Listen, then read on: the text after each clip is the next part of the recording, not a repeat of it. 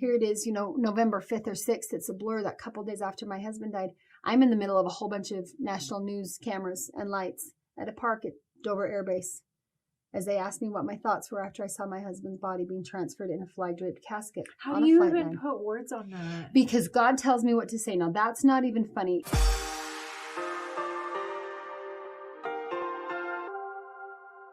Hello and welcome to The Middle. I am Ganel-Lyn, your host. Thank you for liking and subscribing and joining us here on this show.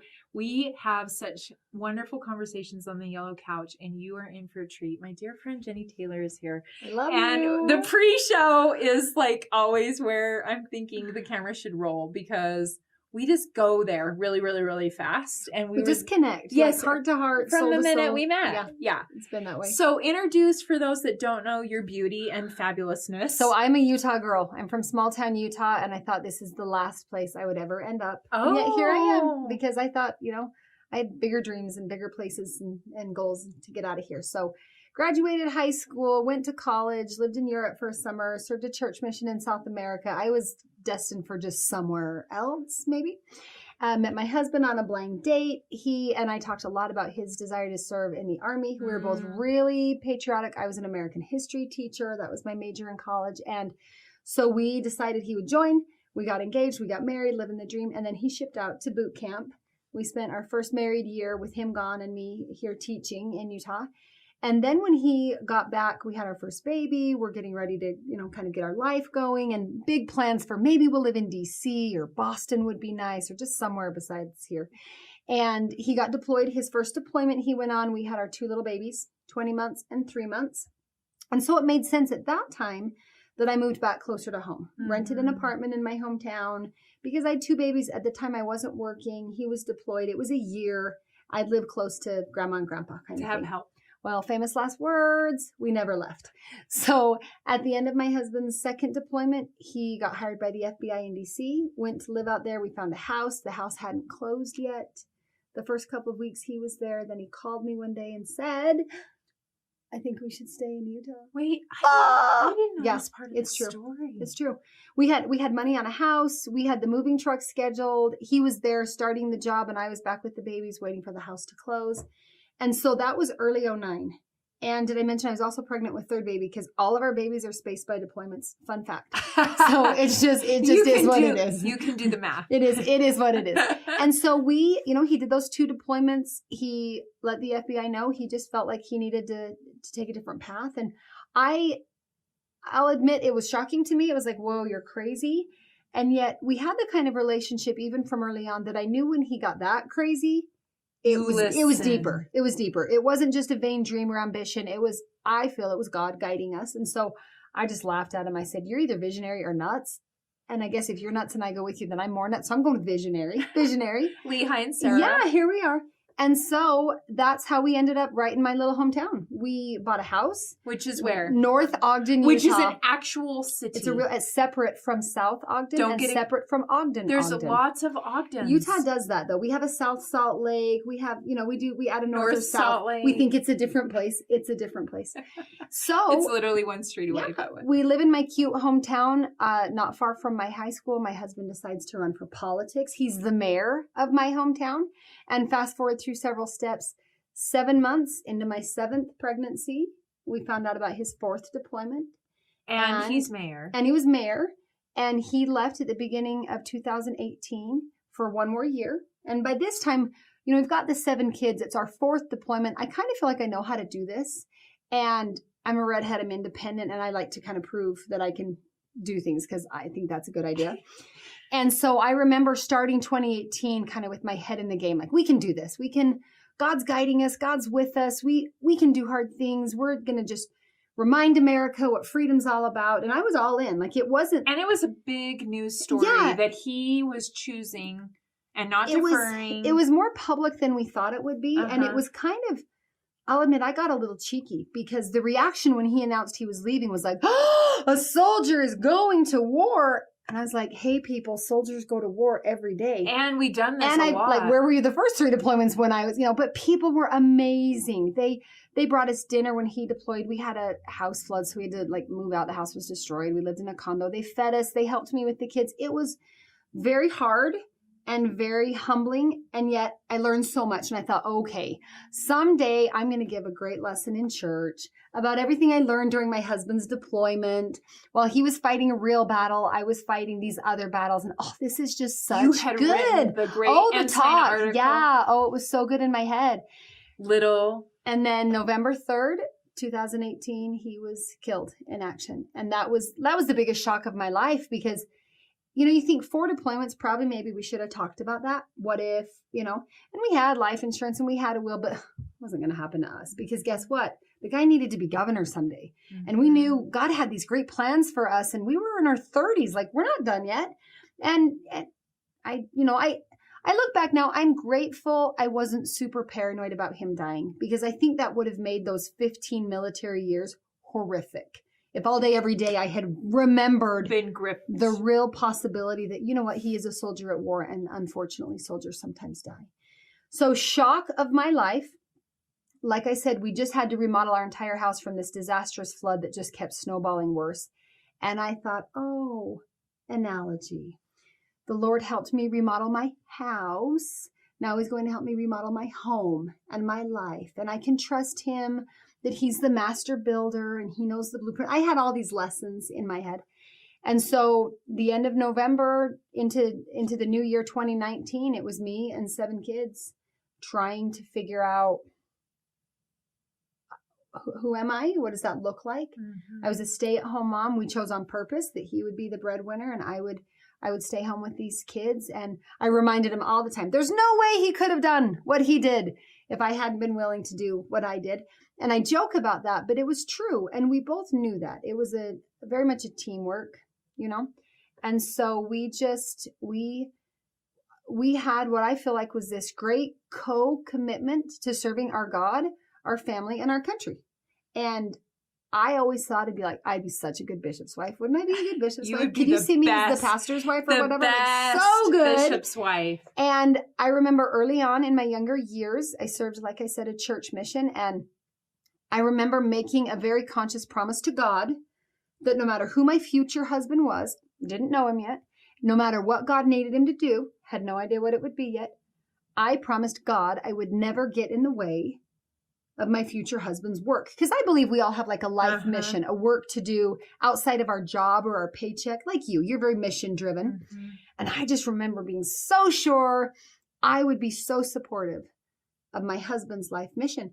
And, shortly after he died, those words echo, echo, echo, echo. And I remember one day being very sad and heartbroken, but also quite content to say that's a promise I kept.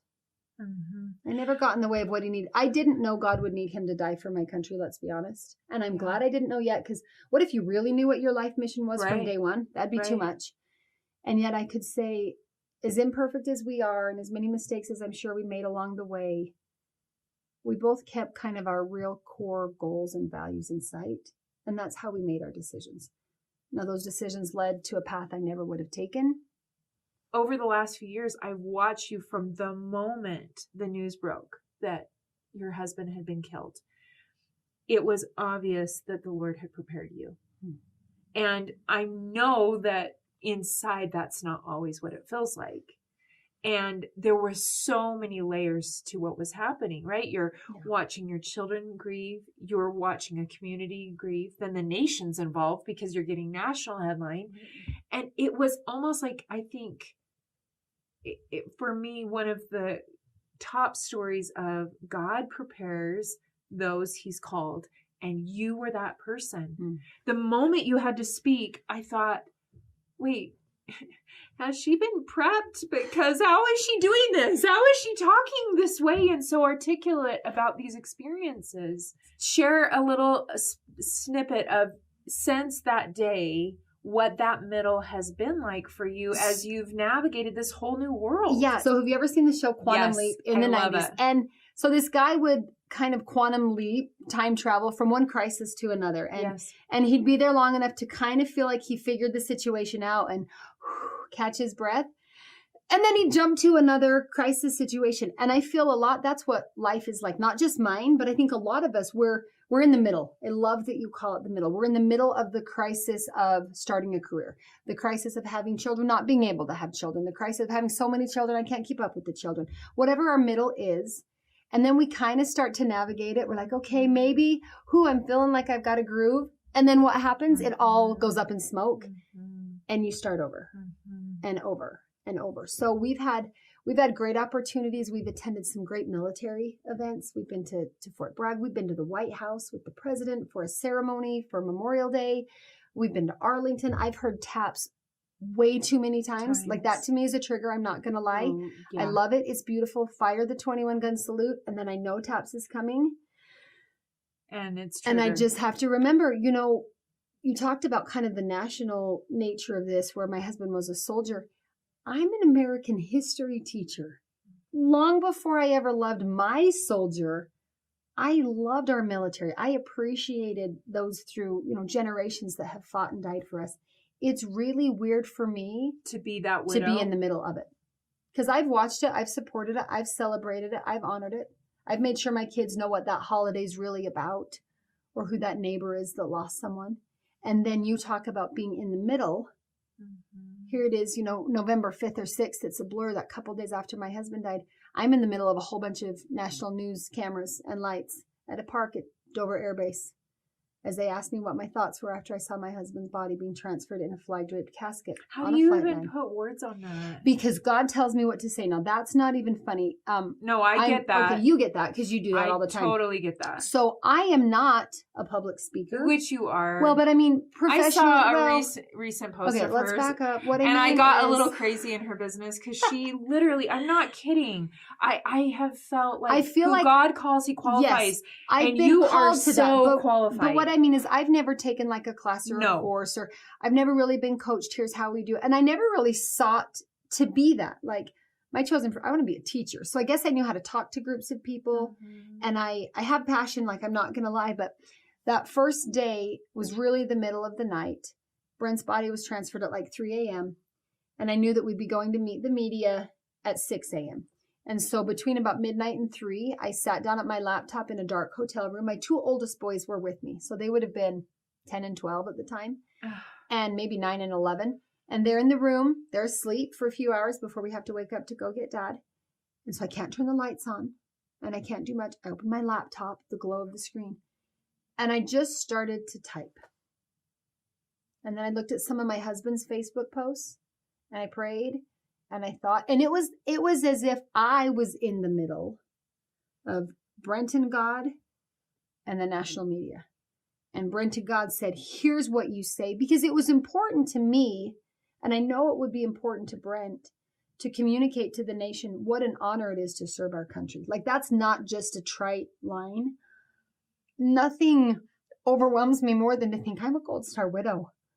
Nothing overwhelms me more to think my husband's one of those whose names is on that wall. Like that has meant so much to me for 40 years.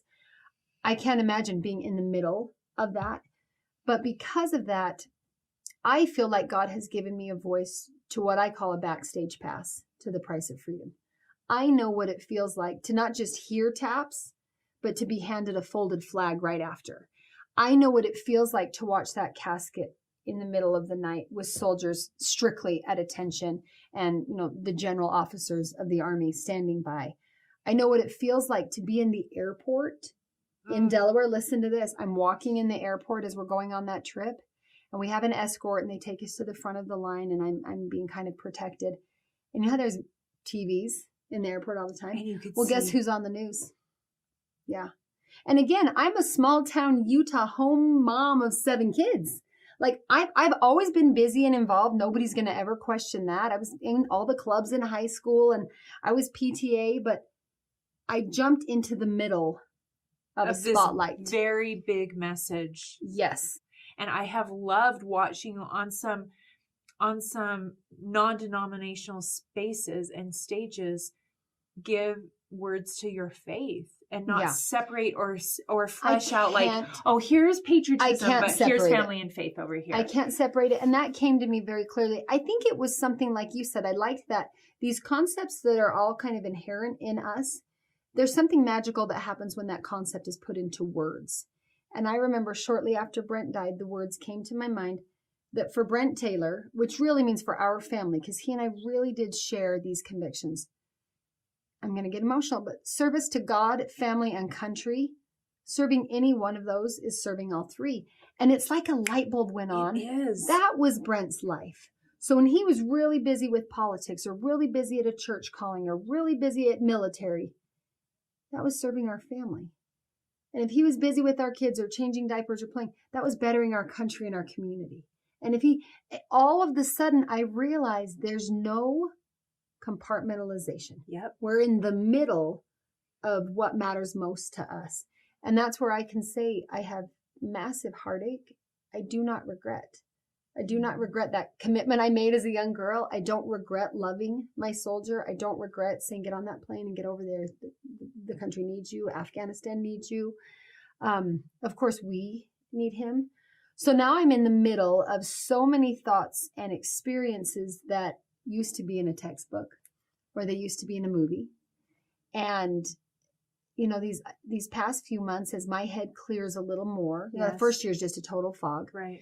And then the pandemic is the second year, so like that doesn't count either. I know, because I remember you saying the first year's for everybody else. The second year is going to be for our family. Never mind, the second year is going to be the pandemic. So it's a global pandemic. So you're going to have all your kids home, which probably was. And it was wonderful because we got to have some family time again without, you know, media and that fishbowl effect. And yet, me all day, every day with 7 little children all day, every day in a confined space and just trying to navigate the pandemic like everyone else has. I'll admit it didn't go super well for us. I was grateful when things opened up enough we could maybe see grandma or maybe go to the park again, those littler things. But yeah, I feel like we're in the middle right now. I'm in the middle of who I know I am, who I've been. Like I can look back and think experiences I've had that I didn't know were preparing me, but you're right. God can use those to prepare me for right now. But I'm also in the middle of what does the future look like? Yes. And sometimes in the middle of grief, that's very scary. You know, my stake president, my church leader, right after Brent died, gave me a wonderful blessing. He was a very wonderful man, checked on us all the time.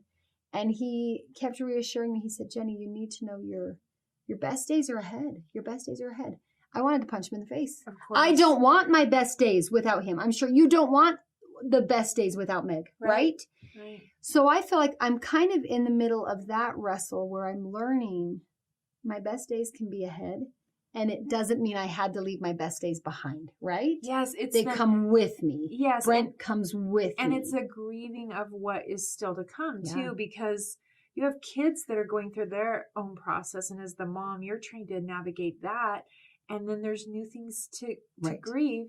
And then realize that there is hope for healing and there is a future. Right. Whatever that looks like. And you want it to be a good future. And the last thing my husband would want would be for his dedication to God and our country to completely destroy our children or to give them an excuse to be angry and bitter or I don't care and all of us just throw in the towel, though, you know, sometimes you want to.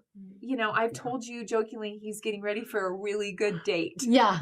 And that mansion on the other side better be pretty awesome. Right. So what does manna look like now? How have you had So that's such a good question because if I really am being honest, that manna hasn't changed.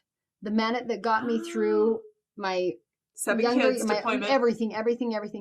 I am a busy person. I like to be busy. I have a harder time saying no, and so I'm always doing a lot of things. And that's just my personality. But I really never get anything done. Let's be honest. You probably feel the same way. Like I will run around all day and there's a book order and there's homework and we got to get to, you know, basketball practice and I signed up to speak and I was supposed to bring dinner and, you know, all of those things. And so there's you're still signing up to bring dinner DoorDash. to people? It's so great. I can DoorDash dinner to the missionaries. I did. I was out of town at an unexpected funeral. Because, of course, to feed the missionaries, you have to sign up ages and ages ahead. Yes. And I was out of Utah, town. you do, yeah. At least around here. I was out of town and I just sent him a little text message. I said, where do you want to go for DoorDash? Because I can't see the missionaries anyway right now. They're on kind of COVID. I just need to drop off food. Well, DoorDash can. Anyway, my point is my life. There's very little I get done on a daily basis. But for the better part of my young adult and adult life, I have done 3 things every single day. Okay. So I make my bed. Same. Which is funny because my house is a mess and there's Legos and like there might be dishes. But your bed is my made. Bed is made. It might also be covered in laundry on top of the blankets, but the blankets are made. I read my Book of Mormon every day. Like I am a little bit maybe even neurotic about that. Same. Very selfish about my time with those scriptures where if I wake up late and it's like leave the house with wet hair or be able to read my scriptures first thing, I'm going to read my scriptures first thing. Now that doesn't mean it's always high quality. You know, Or sometimes the kids are climbing all over but I'm like, guys, I'm reading my scriptures. You know, I read my scriptures every day. And then most days, aside from usually weekends get a little bit hairy, but I go to my local gym and don't be super impressed because I'm talking like I might jog a mile and 20 minutes on the elliptical, but I go early in the morning. And when I missed that, like on COVID, I couldn't go to the gym, or then I later got COVID after the big quarantine. I ended up getting it and couldn't go. And, or when he was deployed and I've got all these babies and there's no way you can just leave in the middle of the morning or early morning. I feel my physical body is so tied to my emotional sanity that I'm not like worried about what size is my swimming suit or do I have any muscle? No, I don't. But it's mostly kind of how I wake up and kind of clear my head. And I feel like I'm almost Rocky, like, okay, now I'm going to go back in the doors of my house and take on the day. And so those 3 things, I read my scriptures, make my bed every day. I'm probably at the gym a good 5 days a week, but we're talking like 40 minutes. I mean, again, don't be impressed. This is exactly what is that you? Exactly. Yeah. And I accomplish hardly any sweat when I work out. I watch a lot of Netflix. Oh, perfect. Yeah. I'm like, on the elliptical. If you get a text or a Facebook from me at 5 or 6 a.m., I'm at the gym. Same. Yeah. And it's really because of my chronic illness. If I don't move my body, get your body going, the joints will stop literally working. And I love your awareness that is the oxygen you need. And I think I've become more aware. I've always been kind of OCD about it because I'm kind of OCD, but I've really come to realize it's my mental health at stake. It's really not my physical health as much. I come from a family where like most families, we have mental illness. My dad died by suicide after years and years of depression. We've got drug and alcohol history in our family on both sides. And so for me, if I miss a few days or a certain amount of time, I will start to feel I'm very irritable at everything. Well, you can't be very irritable at everything when you're a single widowed mom of 7 kids. Like, you just can't. It's not allowed, right? And so I call it stress perspective. We'll talk about that another day. I want to develop that concept. I can handle my stress better when I've had those few minutes in the morning to kind of move my body. Maybe I'm totally wasting time on a Netflix. Maybe I'm getting back to the email I missed yesterday before the day starts. Cause I walk back in that door at 6:30 or so and kids need breakfast. Kids need a ride to school. I got a shower. I'm probably late for a meeting. I'm late everywhere I go. The house is a mess. And then the night will come. I'm like, did I get anything done today? Yes, you did. I read my scriptures. Yes. I made my bed. Yes. And I went to the gym. And then most days I don't completely fall apart. Now, some days I do, but it gives me that start to my day where it's like you said, it is my oxygen, and it's the physical, emotional, spiritual side that I cannot separate. Yes. I can't separate my spiritual health from my physical body, and I can't separate my spiritual and my physical body from my mental health. They are so closely entwined, and I go crazy fast. I really do. Thank you so much for joining us. I hope, especially if you know a military family, is it a triggering story to share with wives that have husbands that haven't died or husbands that have wives deployed? I kind of joke that I'm like probably the best poster child for what might go wrong, but I'm also the best poster child for why it really matters. Yes. So yes. Okay. Share. Probably a little of both. And especially single moms, single dads out there that are trying to do the juggle, or if you're in the middle of like, okay, I've grieved something and I'm trying to figure it out, please share this video and make sure you like and subscribe. We love to have you join us each week here on the middle on the yellow couch, and go and feel the love that we are sending you through the camera, because